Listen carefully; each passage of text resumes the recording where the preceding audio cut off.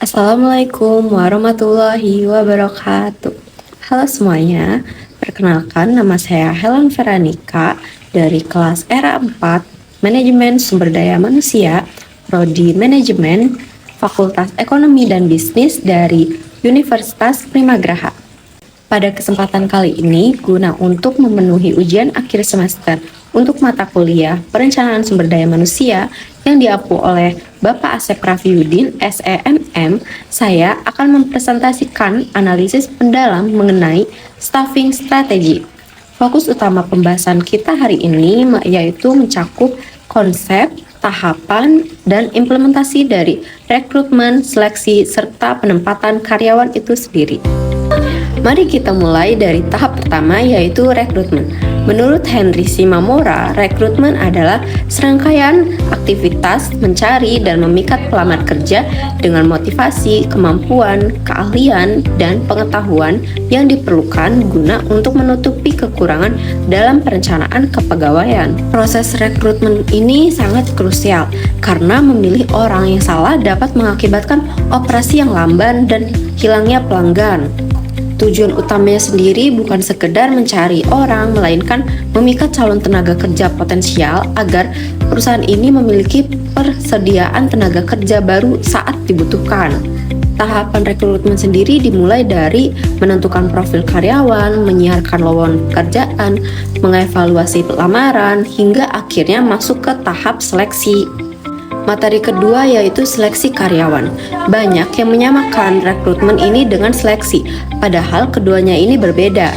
Proses rekrutmen memiliki makna mengajak atau mempengaruhi orang agar mendaftarkan diri, sedangkan seleksi sendiri adalah proses mengeliminasi pelamar untuk mendapatkan satu kandidat yang paling sesuai. Berdasarkan teori dari Rifai tahun 2018, proses seleksi penerimaan karyawan baru yang ideal ini harus melewati beberapa tahapan sistematis.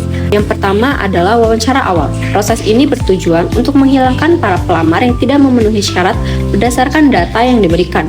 Yang kedua ada pengujian seleksi, di mana pelamar ini diuji untuk menilai kemampuan, keterampilan teknis, pengetahuan umum, dan kepribadiannya. Lalu yang ketiga ada wawancara ketenaga kerjaan, percakapan formal untuk mengetahui apakah pelamar sesuai mengisi posisi yang dibutuhkan. Yang keempat ada pemeriksaan latar belakang, melakukan verifikasi terhadap informasi pelamar kepada pihak-pihak terkait. Yang kelima, evaluasi medis, yaitu memastikan pelamar memiliki kesehatan fisik yang baik untuk mengurangi biaya pengobatan dan absensi. Lalu yang keenam, ada keputusan penyeleksian, yaitu tahap kritis di mana perusahaan memutuskan pelamar diterima atau tidak berdasarkan seluruh informasi yang terkumpul. Lalu yang ketujuh, ada surat pengangkatan, yaitu mengangkat pelamar terpilih dengan menerbitkan surat resminya. Materi selanjutnya yaitu penempatan karyawan. Setelah kandidat terpilih, kita masuk ke tahap akhir yaitu penempatan karyawan.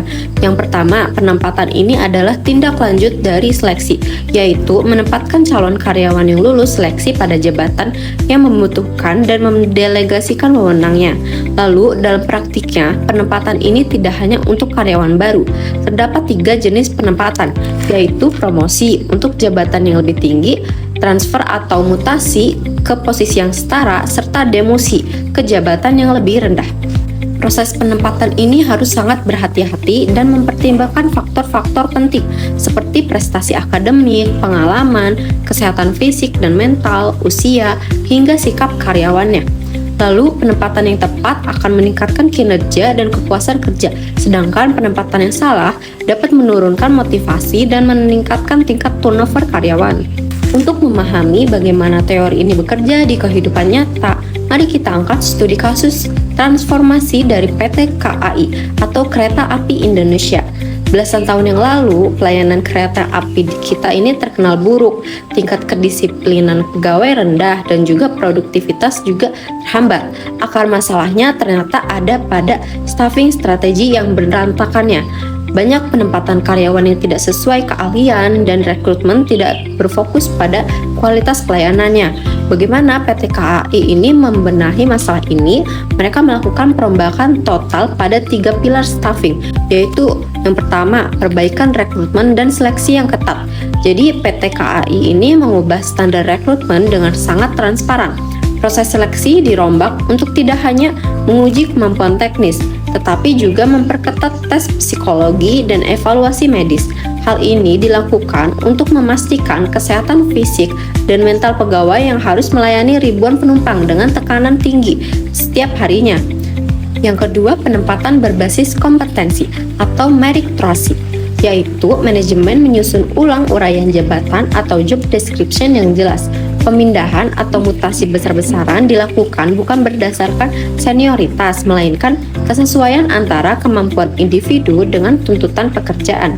Karyawan yang memiliki kecakapan komunikasi dan kemampuan bekerja sama ditarik ke garis depan sebagai frontliner dan customer service, sedangkan mereka yang teliti ditempatkan di ranah administratif.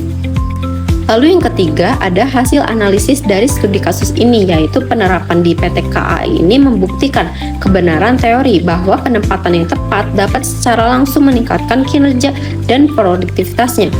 Dengan menempatkan orang yang tepat di posisi yang tepat, PT KAI berhasil mengurangi kesalahan kerja atau human error, menciptakan lingkungan kerja yang lebih kondusif, dan secara drastis meningkatkan kepuasan pelanggannya. Kesimpulannya, rekrutmen, seleksi, dan penempatan karyawan adalah satu kesatuan rantai yang tidak dapat dipisahkan dalam manajemen sumber daya manusia.